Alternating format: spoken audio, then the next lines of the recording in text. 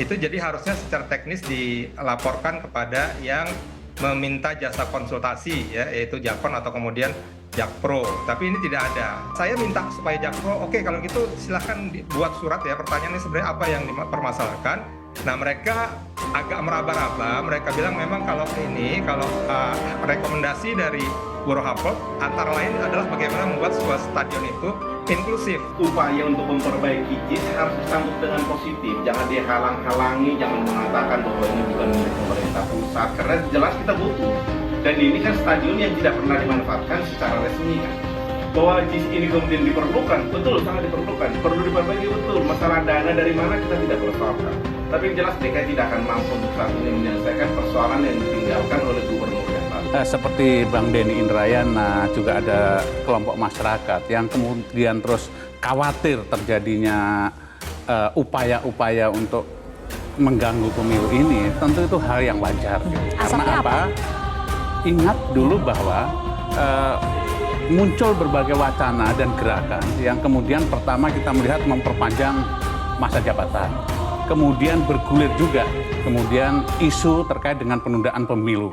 Nah, ini terus kemudian masyarakat ataupun kelompok masyarakat juga bisa menilai, tidak salah kemudian jika menganggap dengan peristiwa-peristiwa yang terjadi, salah satunya adalah bagaimana kemudian adanya upaya. Oke, ada rangkaian peristiwa terdahulu ya? Iya. Oke, yang terkait dengan Demokrat? Dan ini common sense.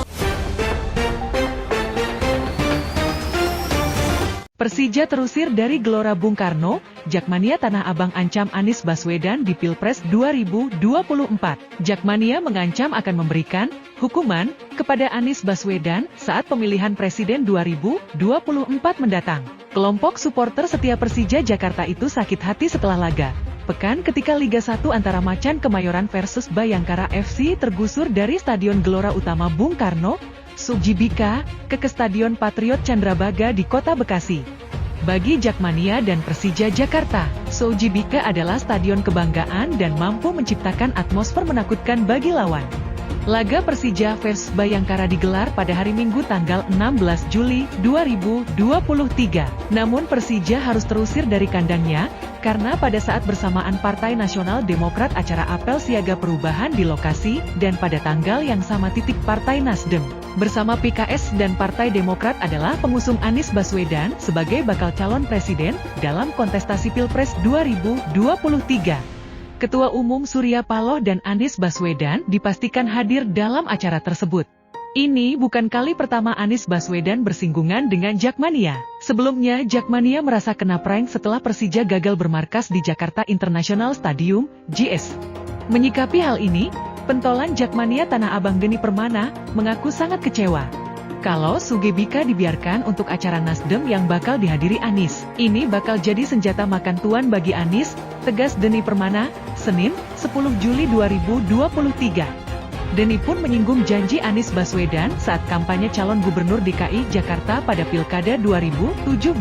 Saat itu, Anies Baswedan yang berpasangan dengan Sandiaga Uno berjanji membangun stadion berskala internasional sebagai kandang Persija pengganti Stadion Lebak Bulus.